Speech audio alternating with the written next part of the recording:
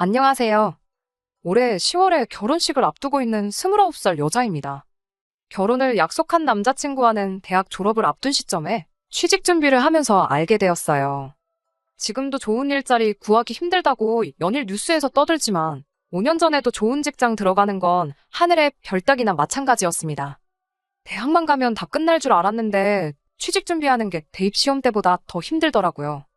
목표한 점수까지 도달해도 취직이 될지 안 될지 확신할 수가 없다 보니 자격증이며 이런저런 조건을 채워도 서류조차 통과하지 않을 때도 있었으니 심리적으로 많이 힘들었어요. 남자친구는 그때 같이 취업 스터디하면서 알게 되었는데 어찌저찌 저랑 남자친구 둘 다 취직을 한 뒤에 다시 인연이 닿게 되면서 연인으로 발전하게 되었습니다. 그 당시 같이 목표하던 이름만 들어도 다 아는 대기업 그 회사는 아니었지만 그래도 적당히 서로 전공 살릴 수 있는 괜찮은 회사에 들어가게 되었어요. 월급은 대기업에 비할 건 아니지만 그래도 통계적으로 평균을 냈을 때 중간보다 더 잘 쳐주는 정도였고요. 사회초년생 때 시작한 연애다 보니 결혼에 대해서는 사실 딱히 생각해 본 적 없는데 그냥 그렇게 취직 이후로 쭉 오랫동안 만나게 되니 무르르듯 자연스럽게 결혼 이야기가 오고 가게 되었습니다. 남자친구가 저한테 먼저 이야기했던 게 있는데 요즘 부모님한테 손 벌려서 결혼하는 사람이 어디 있냐고. 모처럼 신혼부부를 위한 전세제도도 잘 되어 있는데 그냥 대출받아서 양가 부모님한테 손 벌리지 말고 결혼 준비를 하자고 했습니다. 저도 저희 부모님 형편을 어느 정도 알고 있다 보니 흔쾌히 그러자고 했는데 남자친구가 그 말을 꺼낼 때 좀 더 자세하게 물어볼 걸 그랬다는 후회가 바로 들었습니다. 남자친구가 5년 직장 생활하면서 모아놓은 돈이 4천만 원밖에 안 되었던 거예요. 그런데 저도 남자친구랑 같은 해에 회사 생활 시작했고 월급도 비슷했는데 저는 모아놓은 돈이 남자친구의 딱 2배였습니다. 그렇다고 남자친구랑 연애를 하면서 데이트 비용을 전부 남자친구가 부담했던 것도 아니었고요. 제가 모아놓은 돈이 2배나 넘는다는 사실을 알게 되니 남자친구가 적잖이 당황하더라고요. 제가 돈을 어째서 그것밖에 못 모았냐고 하니 인터넷에 검색해보라고. 현실적으로 5년 직장 생활에서 4천 모은 거면 잘 모은 편에 속한다고 하면서 자기 주변에는 자기보다 잘 모은 사람들이 한 명도 없다고 오히려 당당하게 나오는 거예요. 남자가 사회생활하고 그러려면 돈 쓸 일도 있고 그러지 않겠냐고 제가 이해해야 한다고 하는데 솔직히 남자친구랑 오랜 기간 연애하면서 사람이 나쁜 사람이 아니란 것도 알고 있었고 가족만큼 편해졌기도 해서 결혼을 결심한 거긴 하지만 저렇게 뻔뻔하게 나오는 모습을 보니 결혼을 다시 생각해야겠다 하는 마음이 굴뚝 같더라고요. 연애할 때도 단점이라고 생각했던 게 꼭 자기를 주변에 어떤 상황과 비교를 할 때마다 꼭 자기보다 상황이 못한 사람들하고만 비교를 하고 싶어 했어요. 예를 들자면 모아놓은 돈 가지고 변명했던 걸 들 수 있겠네요. 자기가 알아보니 현실적으로 직장 생활하면서 1년에 1,000만 원도 못 모으는 사람들이 부지기수다 하는 인터넷 게시물을 어디서 보고 저렇게 이야기하는 거였거든요.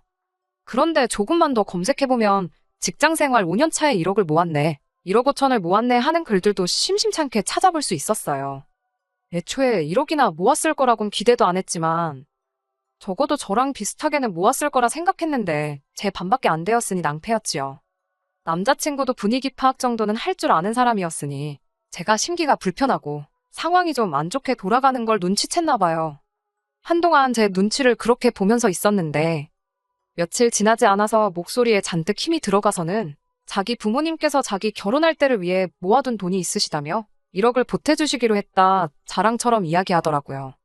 먼저 부모님 손 안 벌리고 결혼하자던 사람이 상황이 급박해지니 부모님께 도움을 요청했다는 건 안 봐도 비디오였습니다. 그래도 그걸 가지고 따지지는 않기로 했어요. 남자친구 말 맞다나 갑자기 어디서 힘들게 구하신 것도 아니고 아들 장가 보낸다고 쭉 모아왔던 돈이라고 하니까 말입니다. 그런데 남자친구 쪽에서 남자친구가 모아놓은 돈은 차치하더라도 계획에는 없었던 1억이라는 큰 돈을 해주기로 했는데 저라고 저희 부모님 상황 힘든 거 알고 있지만 저희 쪽에서 아무것도 안 해가게 둘 수가 없더라고요. 저희 부모님한테 이 이야기를 했더니 저랑 같은 반응을 보이셨고 예비 사돈 댁에서 그렇게 보태는데 당신들도 가만히 있으면 그건 나중에 이야기 나올 수도 있다고. 일단 노후 자금으로 쓰신다고 적금을 여러 개 들어둔 게 있는데 그중 하나를 깨서라도 2천을 만들어주겠다 하셨습니다. 그럼 제가 모은 돈 8천에 부모님이 지원해준 돈 2천에서 1억을 해가는 거나 마찬가지니까요. 여전히 남자친구가 모아놓은 돈과 남자친구 집에서 지원해주기로 한 1억 4천보다는야 부족하지만 애초에 시작을 반반 결혼하기로 했던 것도 아니었고 부모님 도움 없이 하기로 했던 결혼이니 그게 그렇게 문제될 건 없겠다 싶었습니다. 그래서 총 2억 4천으로 결혼 준비를 하기 시작했지요. 2억 4천의 신혼부부를 위한 전세대출을 받아서 신혼집을 구하기로 했어요.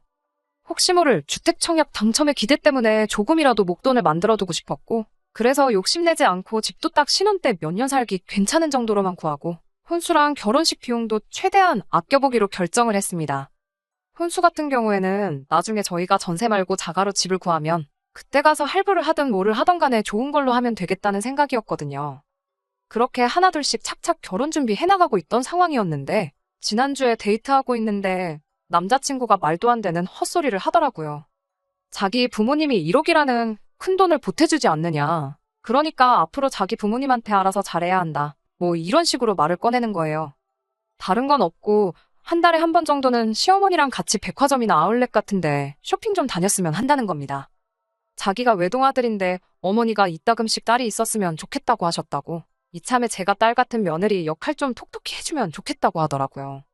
아버지도 무뚝뚝한 성격이고 자기도 아들이다 보니 잘해드리고 싶어도 같은 여자인 제가 하는 것만 하겠냐더라고요. 어머니가 자기한테 전화 오면 참 좋아하시는데 무뚝뚝한 아버지 닮아가지고 자기는 전화하는 게 불편하니까 자기 대신해서 안부 전화도 자주 드리면 좋겠다니 어쩌냐 하는데 무슨 생각을 가지고 저런 소리를 다 하고 있나 싶었습니다. 그러다 결정적으로 남자친구가 한마디를 더 보태는데 오만정이 다 뚝 떨어지더군요. 저보고 이제 여자친구가 아니고 며느리가 되는 거니까 시댁에 가면 불편한 티도 내지 말고 손님처럼 가만히 있지 말라는 겁니다.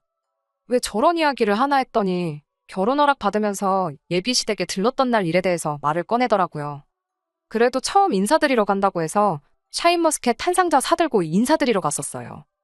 자리가 아무래도 어려운 자리다 보니 조금 어색하긴 했지만 최대한 자연스럽게 있으려고 노력했어요. 불편한 티는 최대한 내지 않으려고 노력했었는데 남자친구 눈에는 제가 많이 불편해하는 게 보였나 봐요. 이미 남자친구는 저희 집에 먼저 인사를 드렸고 그때 결혼 허락이고 다 받고 간단한 대화 몇 마디 나눴던 상황이었습니다.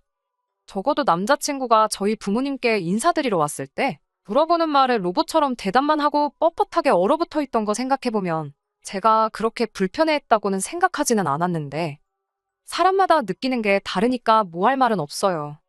제가 가고 나서 무슨 이야기가 오고 갔길래 불편한 티를 냈다는지는 모르겠지만 손님처럼 가만히 있지 말라는 말은 무슨 말인지 짚고 넘어가야겠더라고요. 그러니까 남자친구가 대답이라고 한다는 소리가 그날 있었던 일을 가지고 걸고 넘어지더라고요. 자기 어머니가 식사 준비한다고 음식 차리고 있는데 가만 앉아만 있던 게 좀 보기 그랬다고 하는 거예요. 식사 끝나고 나서도 말이라도 설거지는 내가 하겠다 한마디 했으면 얼마나 보기 좋았겠냐고. 식사 끝나고 나서도 과일 몇 개를 내주셨는데 이젠 남자친구 어머니도 아니고 시어머니 되실 분이 과일을 자르고 계시는데 칼이라도 뺏는 신용이라도 했어야 한다는 거예요. 과일 이야기가 나와서 말인데 저도 그때 조금 서운했던 게 있었어요.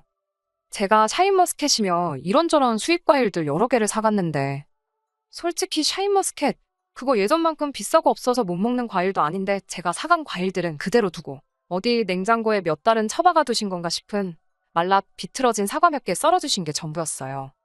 괜히 사간 거 생색내는 것 같아 아무 말도 안 하긴 했지만 서운했던 거 꺼내면 저도 한두 가지 아니지요.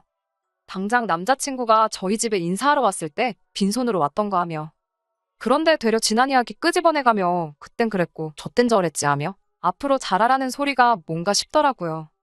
그리고 여태까지 조용히 말 한마디 없다가 자기 부모님이 1억 보태주기로 했다고 큰 소리 떵떵 치는 것도 어이가 없었습니다. 남자친구한테 뭘 그런 것까지 미리 정해놓고 하느냐고.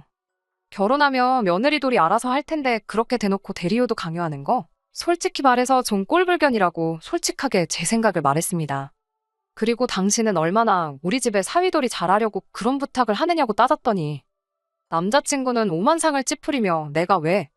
라는 반응으로 나오더라고요. 그러면서 한다는 말이 너네 집에서는 2천 보태주는 데 비해 우리 부모님은 1억이나 해주시지 않냐고.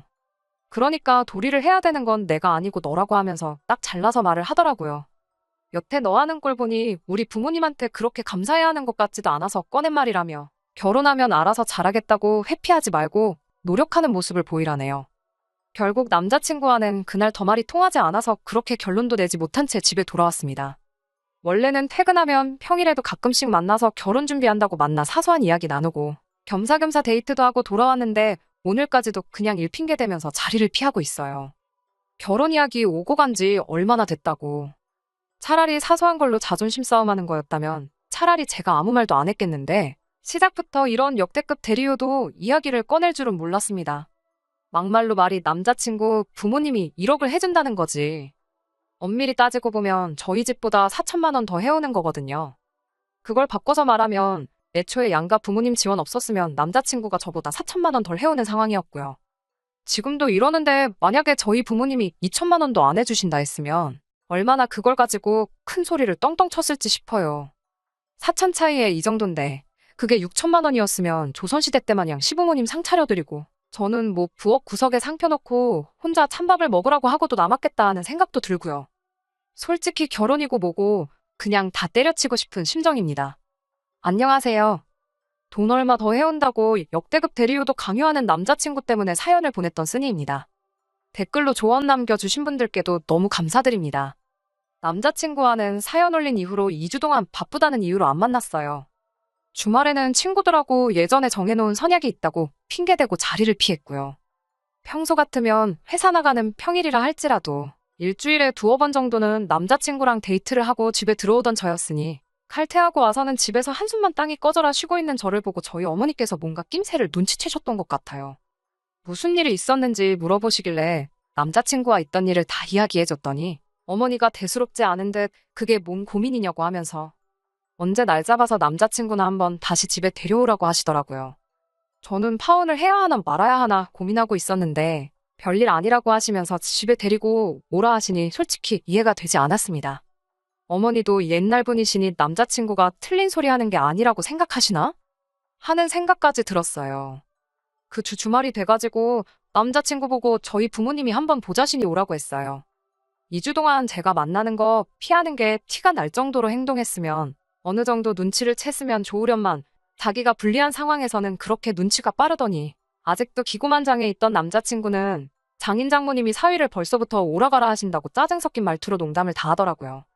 집단에는 농담이라고 능청스럽게 말하긴 했지만 그 말 한마디에서부터 이미 남자친구가 평소에 어떻게 생각하고 있는지 잘 말해주는 거라 생각했습니다. 그리고 저녁 시간 맞춰서 남자친구가 저희 집에 찾아왔는데 기대는 안 했지만 역시나 또 빈손으로 몸만 덜렁 왔더라고요.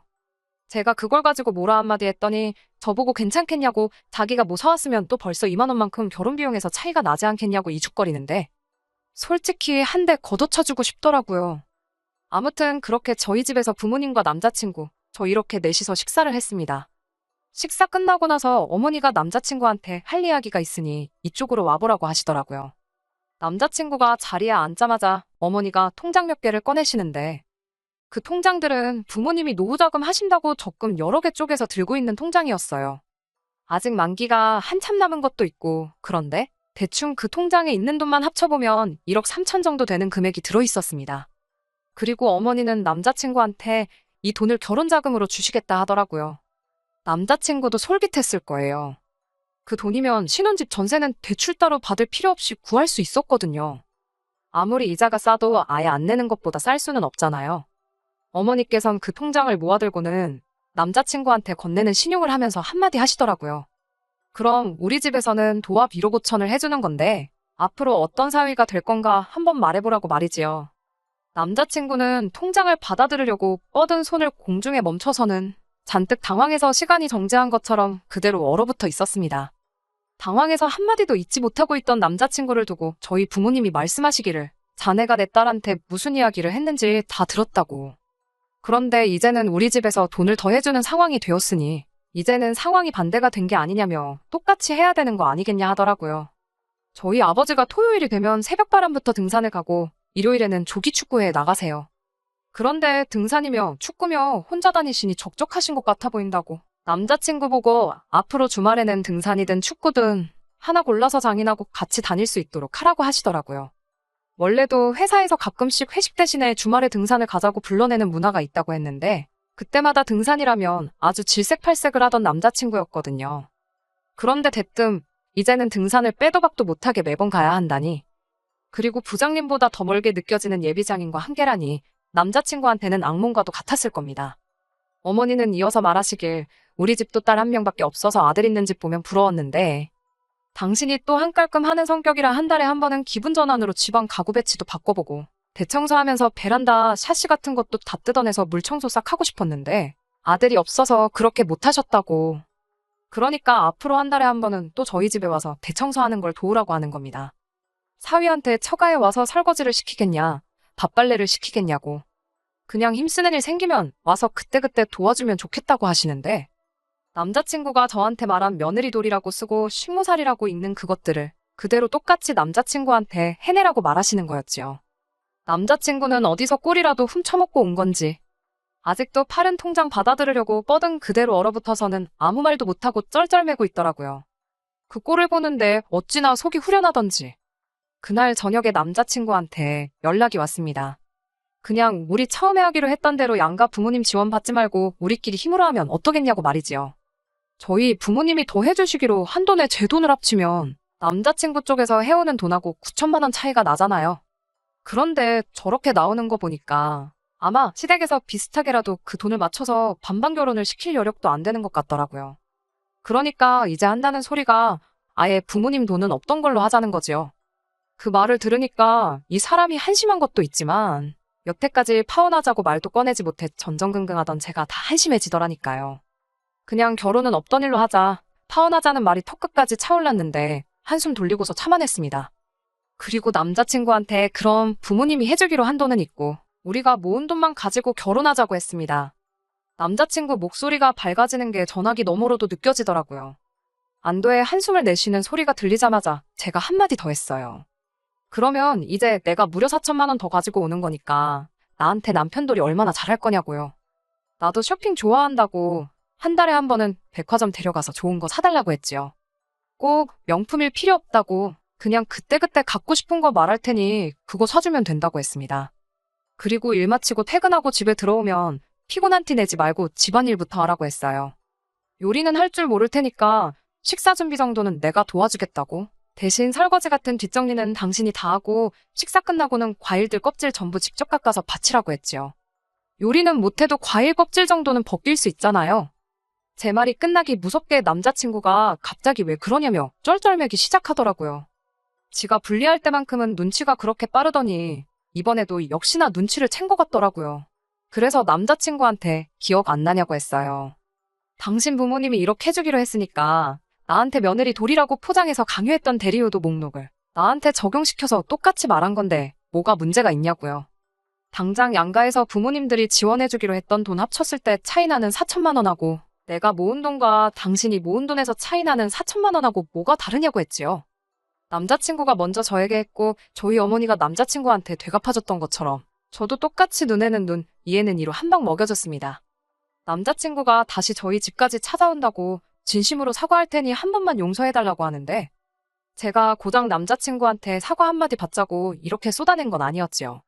그리고 그제서야 2주 동안 혼자 머리 싸매면서 고민했던 말을 직접 꺼내줄 수 있었습니다. 지금 이 시간부로 결혼은 물 건너간 거라고 결혼은 물론이고 두 번 다시 우리 집 근처도 찾아오지 말라고 앞으로 영영 얽히는 일 없이 남으로 살자고요. 남자친구가 파혼이 말처럼 그렇게 쉬운 거냐고. 자기한테 계속 한 번만 더 기회를 달라고 하길래 지금 청첩장이 나온 것도 아니고 어디 예식장 예약해 놓은 것도 없는데 그때 가서 파혼하는 것보다 그리고 결혼하고 나서 이혼하는 것보다 지금 없던 일로 하는 게 더 편하다고 해주고 앞으로 연락하지 말라는 말과 함께 전화 끊고 전화번호 차단해버렸습니다. 전화통화 나누는 10분간 속이 후련해가지고 그날 먹은 저녁이 벌써 다 소화가 된 것 같았어요. 전화 끝내고 나서 나오니까 어머니가 제 방문 앞에서 저를 기다리고 계시더라고요. 그리고는 저한테 잘했다고 한마디 해주시는데 그간 마음고생하던 게 날아가는 것 같아서 눈물까지 날 뻔했습니다. 어머니한테 그 적금들 엄마 아빠 노후자금 아니시냐고 내가 혹시 그 돈 받아서 결혼하겠다고 들면 어떻게 하셨을 거냐 물으니 그건 네 결정이니 존중해줄 생각 없다 하시더라고요. 그리고선 하시는 말이 저를 그 정도 모질이로 키우진 않았고 현명한 결정 내릴 거 믿고 있었다고 하셨어요. 남자친구랑 저를 오랫동안 같이 지켜봐왔던 지인들이 있는데 걔 중에 몇 명은 저희 어머니가 그래도 너무하신 것 같다고 말하는 사람이 몇 명 있었는데 저는 결코 그렇게 생각하지 않습니다. 그깟 돈 1억 받고 평생 식모살이 비슷하게 할 뻔한 거 구해주신 거나 마찬가지인데 왜들 그렇게 생각하나 모르겠네요. 아무튼 이렇게 파혼하게 되긴 했지만 제 나이가 그렇게 늦은 것도 아니고 그리고 혹시 아나요? 똥차가 가고 벤츠가 온다는 말도 있잖아요. 적어도 이제 제 눈으로 뭐가 똥차고 뭐가 벤츠인지는 구분할 수 있게 되었으니 제 스스로 좋은 선택 내릴 수 있을 거라고 믿어요. 끝까지 들어주셔서 감사합니다. 오늘의 사연은 여기까지입니다. 구독과 좋아요, 알람 설정 부탁드리고 더 좋은 사연으로 다시 찾아뵙겠습니다. 감사합니다.